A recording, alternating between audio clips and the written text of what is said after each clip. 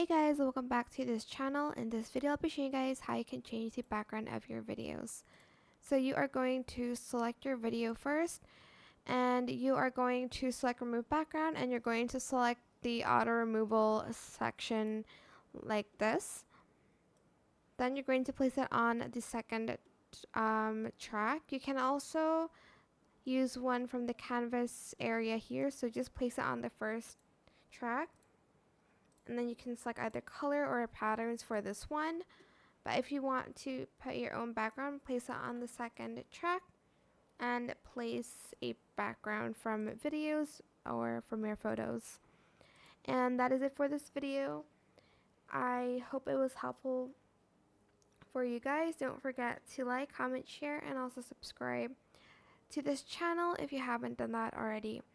If you have any more questions about this video, just leave it in the comment section down below.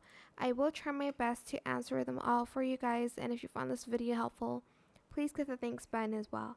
That is it. Thank you so much for watching. Bye!